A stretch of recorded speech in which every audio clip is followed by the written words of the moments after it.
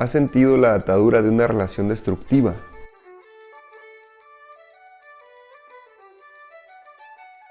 Hay una historia en el libro de Éxodo que yo creo que prácticamente todo mundo conoce, que es la historia de cuando Moisés, el gran patriarca, ayuda al pueblo de Israel a salir de Egipto, de la esclavitud en la que se encontraban.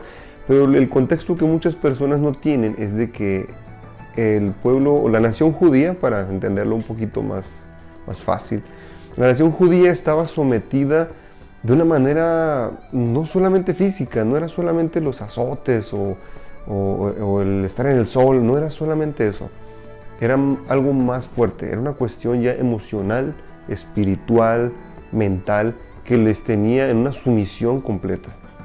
Así que vamos a analizarlo desde esa perspectiva. En el libro de Éxodo, en los capítulos 3 y 4, se nos explica cuál era la situación de Moisés en ese tiempo. Moisés tenía un antes y un después. No se especifica mucho el durante, es decir, la parte intermedia de su vida. Se nos explica que tuvo una situación desagradable en la cual sí, fue rescatado de las aguas, fue criado como un príncipe, pero tuvo que huir del palacio debido a que violó la ley. Mató a otro ser humano, por lo tanto huyó, vivió en el desierto y cuando cumplió 80 años fue llamado por Dios para dirigir a la nación judía para salir de Egipto. El detalle es que no hemos tomado mucha conciencia, yo creo, del hecho de que todo ese tiempo que Moisés pasó en el desierto lo preparó para esta situación a la que se iba a enfrentar muchos años después. Su forma de ver la vida no era la misma. Ya no era el mismo joven arrebatado, acostumbrado a los privilegios, al buen trato. Era alguien que ya había trabajado mucho en un lugar difícil y sabía salir adelante de las situaciones. Por lo tanto, su carácter ya estaba preparado para enfrentar esta situación que iba a ser bastante demandante. Moisés es como esa persona que a veces atraviesa nuestras vidas, que sabe lo que hace, sabe de lo que habla, te puede dar un gran consejo, pero nosotros subestimamos su capacidad porque vemos que su aspecto o sus palabras no parecen ser de una persona con ese nivel de conocimiento y experiencia. Tenemos a veces estereotipos o prejuicios de cómo debe verse, de cómo debe lucir alguien que sabe mucho o que está en posición de compartirnos algo. No le ponemos atención a cualquier persona debido a que esperamos que cumpla con ciertos requisitos de imagen. Incluso el mismo Moisés, cuando Dios lo llama, duda de si puede realmente realizar la tarea que se le está pidiendo. Así que a veces deberíamos de ponernos en el lugar de Moisés, de decir, quizá hay una etapa en la vida en la que yo puedo estar ocupando su lugar, en el que yo tengo una responsabilidad de hablar, de decir, de participar, de influir en una decisión. Y si no lo estoy haciendo, eso puede resultar mal. Y si lo hago, bueno, debo tener una gran seguridad de que lo que voy a hacer está bien hecho, porque vaya, se me toma en serio. Es un tema de responsabilidad bastante importante. Ahora bien, veamos el caso de la nación judía en Egipto. En un principio, los descendientes de Jacob, que vaya, serían la nación de Israel, fueron quienes se mudaron a Egipto debido a una situación en la cual pues, José el Soñador, al que conocemos de otras historias, se fue a vivir a Egipto para apoyar al imperio egipcio en el desarrollo económico que estaba teniendo y algunas situaciones difíciles que iban a enfrentar.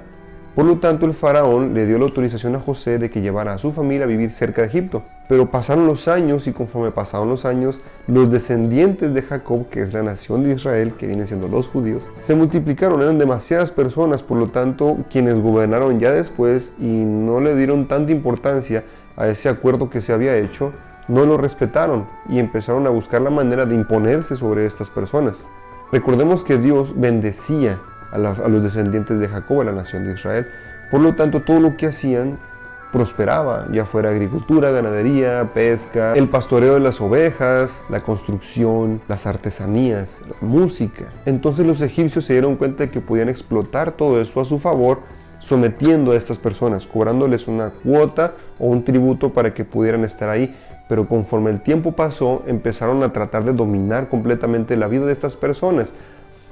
Pero hay historiadores que han encontrado evidencia de que los egipcios tenían una manera organizada o incluso con una jerarquía establecida en la cual la esclavitud se llevaba a cabo, algo poco común.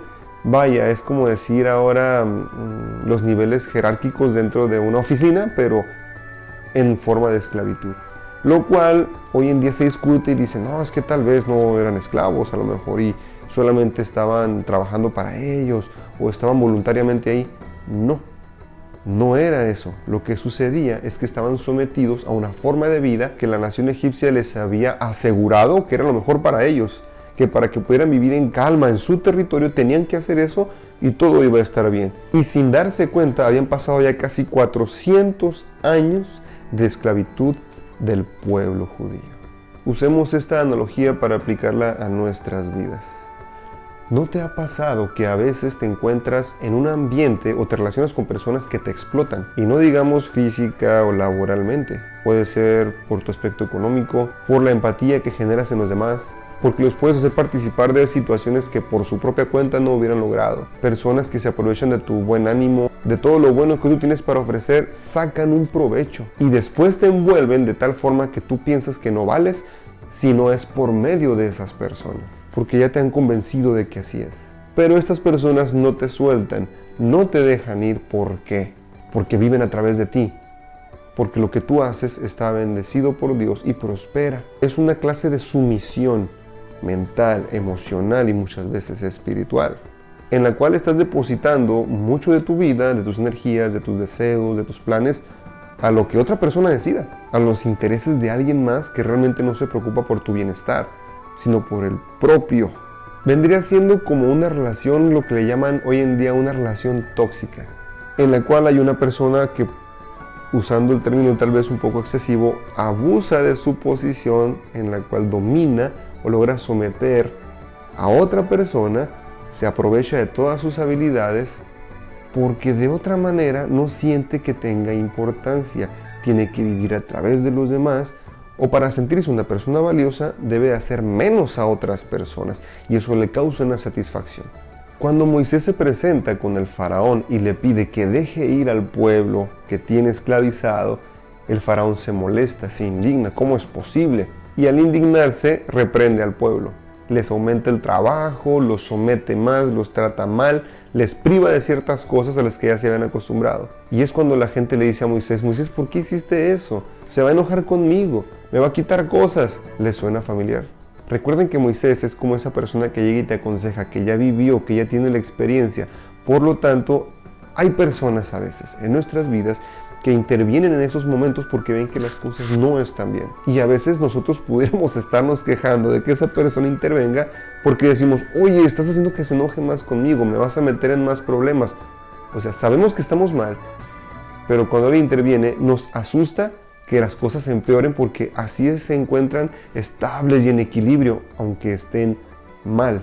Ya nos acostumbramos a ese ritmo de vida o ese estilo de trato, vaya, ya nos acostumbramos a tener ese yugo. No nos imaginamos qué dolor o qué sensación puede causarnos el que nos lo quiten. Moisés asume su responsabilidad y forma parte de una serie de eventos que demuestran que Dios es quien está a cargo. Y cada vez que uno de estos sucesos se manifiesta, reafirma que el poder de Dios está por encima del poder del faraón. Como cuando esa persona que te aconseja te dice, oye, hay cosas mejores, puedes estar mejor, puedes aspirar a más cosas, puedes ser feliz fuera de esta situación destructiva. Estas muestras se vuelven tan evidentes que ya no hay manera de negar que Dios es por mucho más poderoso que el faraón. Así que el faraón decide dejarlos ir. Les pide que se vayan. Lo que suele pasar cuando confrontan a una persona que le gusta someter emocionalmente a los demás, cuando se queda sin las herramientas, sin los argumentos para demostrar que lo que ofrece es mejor que otra cosa, simplemente tiende a despreciar, como decir, es que no me mereces. ¿Sabes qué? Vete de aquí. Bueno, cuando el pueblo se va de Egipto, van al desierto, empiezan su camino, a los días el faraón se da cuenta de que cometió un error al dejarlos ir, los necesita, de lo contrario no tiene fuerza laboral, no tiene quien resuelva sus problemas. Por lo tanto, manda que alguien los traiga. Cuando la nación judía a la distancia ve que se acercan los carros de guerra de los egipcios, empiezan de nuevo a reclamarle a Moisés. ¿Para qué nos sacaste de ahí? Mira, ahí nos hubiéramos quedado, hubiéramos muerto muy a gusto, una tumba ahí tranquilamente. Mira, aquí en el desierto nos van a matar, ¿qué va a ser de nosotros? Allá nos hubiéramos quedado. Suele pasar. ¿Y por qué? Porque nos acostumbramos a abrazar la esclavitud. Muchas veces pensamos que no hay otra vida más que la que ya nos acostumbramos. Ese sufrimiento, ese dolor, esa privación, esos límites que se nos impusieron y que no son los mejores.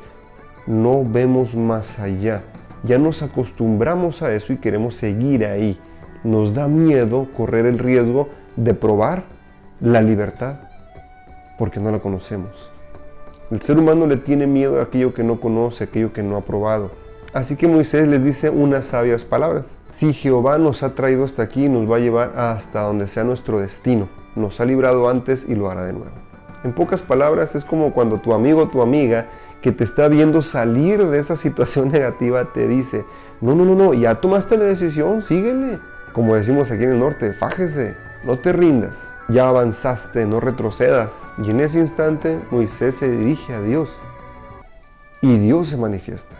Y creo que ya todos conocemos esa parte de la historia en la que se separan las aguas del Mar Rojo, pasa el pueblo judío, empiezan a perseguirlos los egipcios y el agua cae de nuevo.